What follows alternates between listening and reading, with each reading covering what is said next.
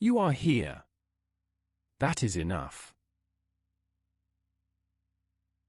Whatever you carried into today, set it on the floor beside the bed.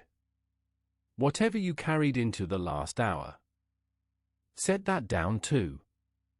The room you are about to enter does not need any of it. There is a hallway inside you tonight. Long, cool, soft underfoot. At the far end of it, a great room. And lining the walls of that room, 50 doors. Behind each door, a different version of you. Some of them have already done what you are still trying to do. Some have already become who you are slowly becoming. Some are waiting for you, and have been waiting longer than you know. Tonight, you will meet one of them. Before you walk down the hallway, breathe in slowly. Out slowly. Again. In slowly. Out slowly. This practice asks you to believe nothing. Whoever you understand to be in this room with you. God. The saints. Your ancestors. Your higher self. Your future self. Your unconscious mind.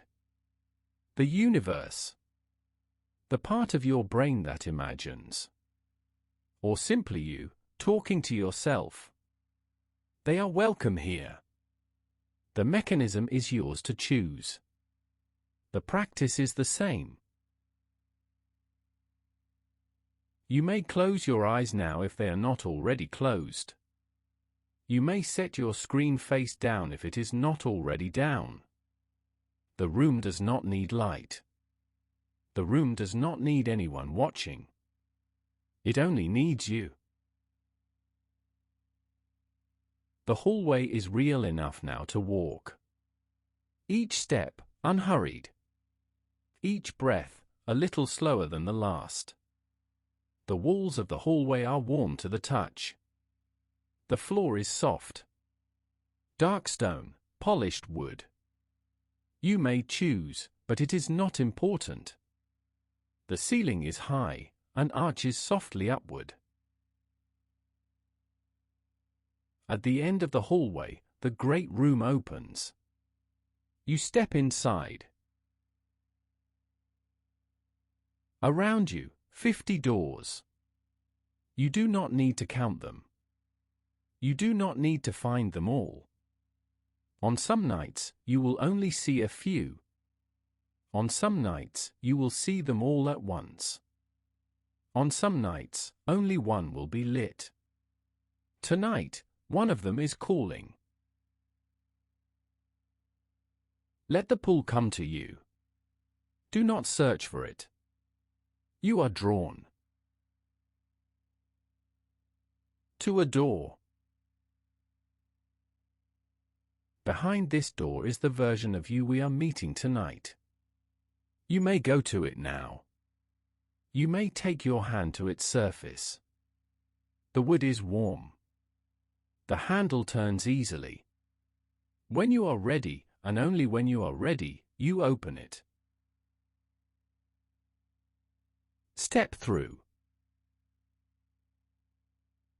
The episode now begins. You see it now. The door you have been walking toward.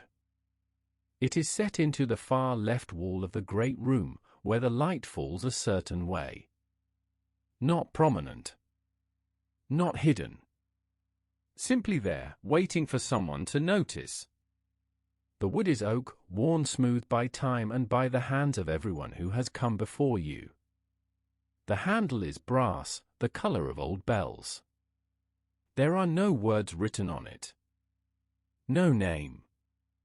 No number. But you know this door. Your body knows it. A small heat rises in your chest as you look at it. Not panic. Not exactly fear.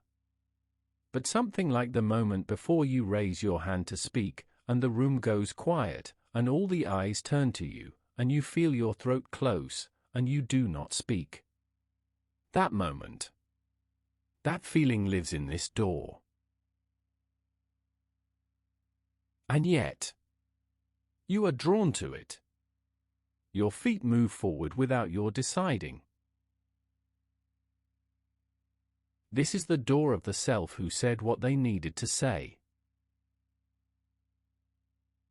You place your hand on the brass handle. It is warm. You turn it. You step inside. The room is small. Warm. Lit only by a single candle on a low table. The flame is steady.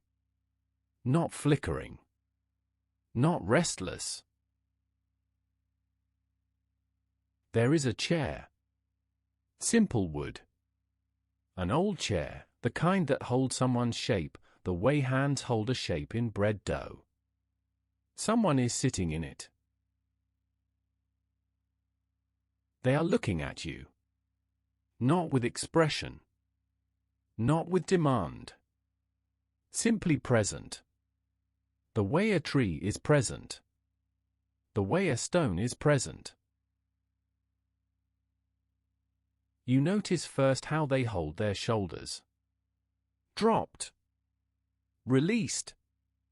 As if they set a weight down a long time ago and it stayed down. The shoulders of someone who has stopped carrying. You notice their breathing. Slow. Not controlled. Simply slow the way a river is slow. The way the earth turns slowly. The breathing of someone who does not need to hurry anymore. You notice their eyes. They are looking at you and they are also looking through you and they are also looking at something very far away. The eyes of someone who has seen what they needed to see. You notice their face.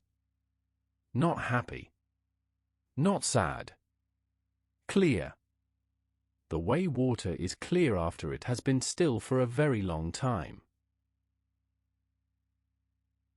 You sit. There is another chair across the table from them. You sit and you wait. A long time passes. The candle burns. And then they speak. I held the words for 17 years. They are not looking at you anymore. They are looking at their hands.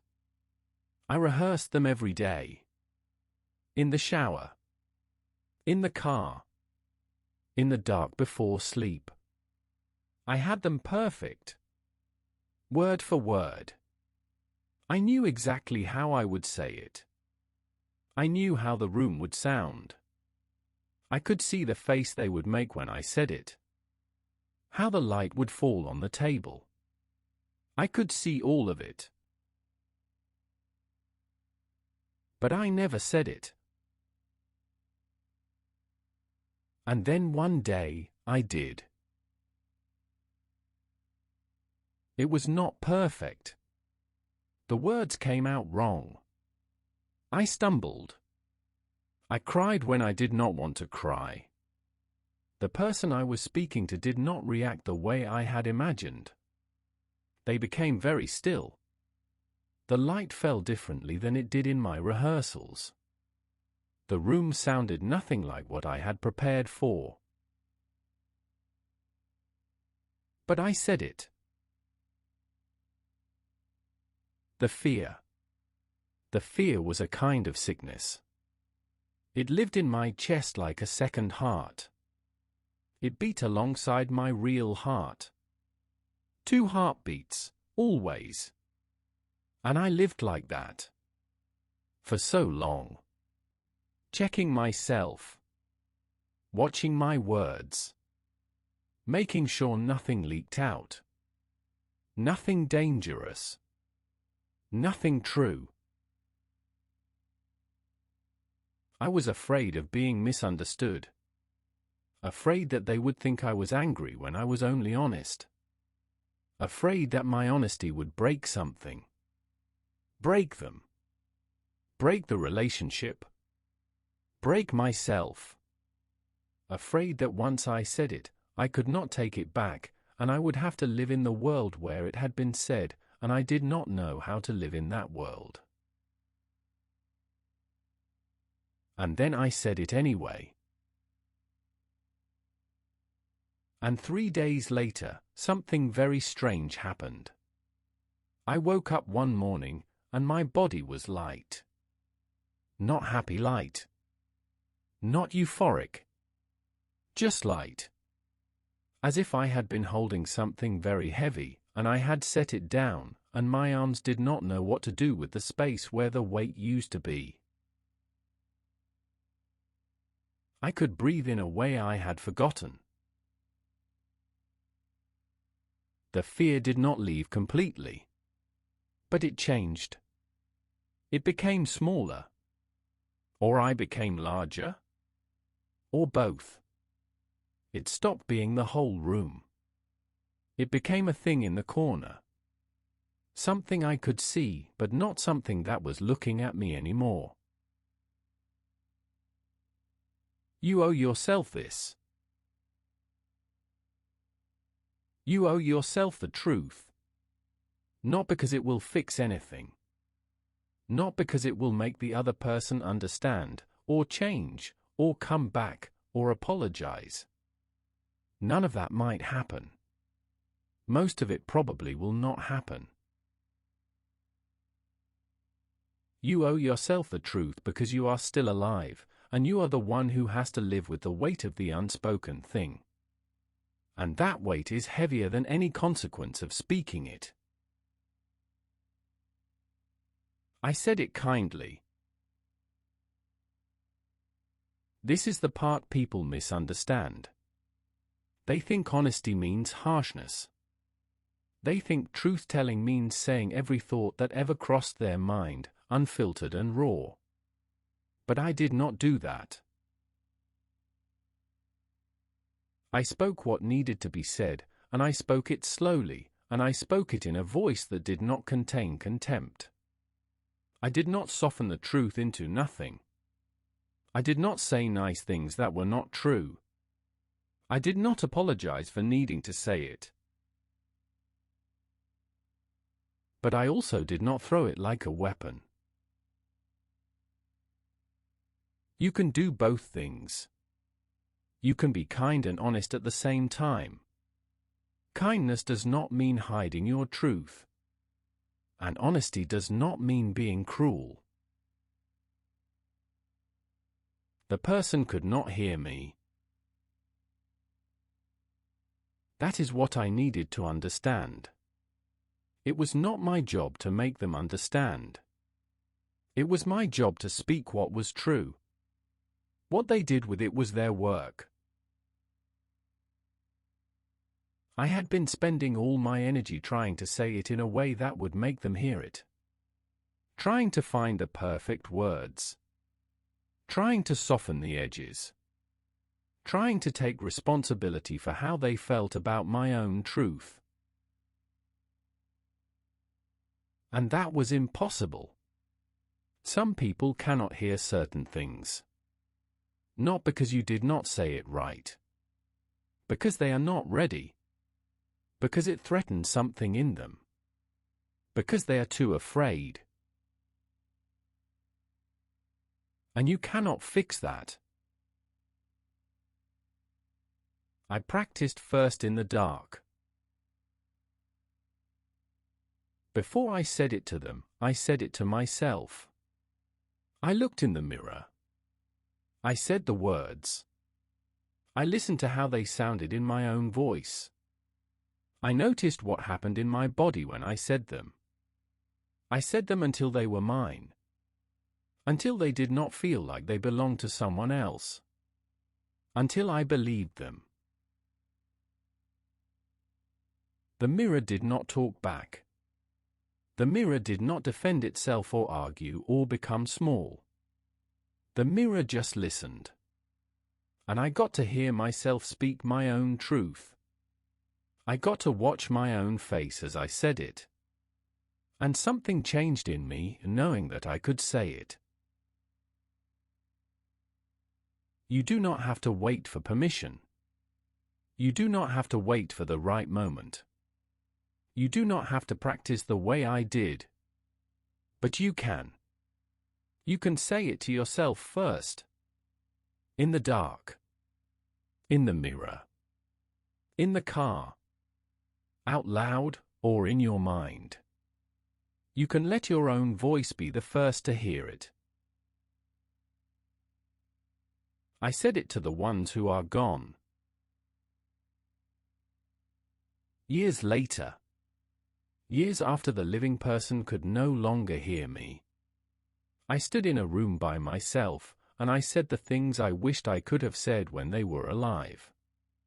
And something released in me. You can do this too. You can speak to the dead. To the people who have already left. To the versions of the person they were before they became who hurt you. The mechanism does not matter. What matters is that you get to say it. And if the person is still alive and still refusing to listen, you can say it anyway. You can say it out loud in a room where only you can hear. You can write it and burn it. You can scream it in the forest. You can whisper it to the dark. The truth does not become less true because no one is there to hear it. What happened after was not glorious. I did not wake up transformed. I did not suddenly become a new person. I did not feel lighter every day, and I did not never struggle again. That is not what happened. What happened was smaller. More real. I felt different in small, private ways. My chest was less tight. My voice was a little stronger in meetings at work. I could say no to someone without feeling like I was betraying them. I could have an opinion that did not match someone else's opinion, and I could sit with the discomfort of that. But it was not glorious. It was just living. Just being. Just being able to be myself without watching myself as carefully. It was not terrible either. I had imagined it would destroy everything. I had imagined that everything would fall apart. Some things changed. The relationship with that person changed. But the world did not end. I did not end. It was just different. Real. Not the fantasy version I had imagined, but also not the catastrophe I had feared. It was simply what it was. I have compassion for the version of me that did not speak. That version was protecting me. She was trying. She was doing the best she could with the knowledge she had. She thought that if she kept quiet, she could keep everyone safe. She thought that her silence was love. And it was a kind of love. A kind of protection. But it was also a betrayal of myself. And I needed to understand both things. That she was doing her best and that her best was not enough for who I was becoming. There is no shame in that. There is no shame in being someone who once could not speak. There is no shame in having needed years to find your voice. There is no shame in having rehearsed it 1,000 times before you said it. She was protecting what she knew how to protect. And now, I know how to protect myself differently. By speaking. By being honest. By living out loud. And you can too. You can be kind to the version of you that is still afraid. You can acknowledge that fear is not a weakness. You can prepare yourself. You can practice in the dark. You can say it to the mirror. You can say it to the dead. You can say it to yourself. And then you can say it to them. Not because it will fix anything. Not because they will finally understand. But because you deserve to live in your own truth. Because you deserve to take up space with your own voice. Because silence costs more than speaking ever will. They are quiet now. They are looking at you again. That is all. You sit in the stillness. The candle burns. Stand, they say. You stand. They stand. You face each other. The table is between you, but small. They reach for you. They place one warm hand on your throat. On that soft place at the base of your neck. Where your voice comes from. Where you have been holding it. The place where the unsaid words live. I have got it from here, they say. You are released. You feel their hand, warm and solid. And then, gradually, the pressure of it lifting. The weight that has been on your chest for so long, the hand is taking it. Go, they say. You know what to do. You turn from the door. You walk back toward the great room. The hallway is waiting for you. You do not need to run. You do not need to hurry. Simply walk. One foot and then the other. The candle is behind you now. The room is behind you now. The great room opens before you. The hallway is warm. Each step, a little closer to home. Each step, a little closer to the bed. A little closer to the waking world. Not rushing. Simply coming. You can feel the familiar weight of the pillow. The weight of the blanket. You are almost home now. The walls of the hallway are holding you. And then they open. You are here. In the room where your body is. In the bed where you began. Rest now. You are heard. You are honest. You are released. You are present.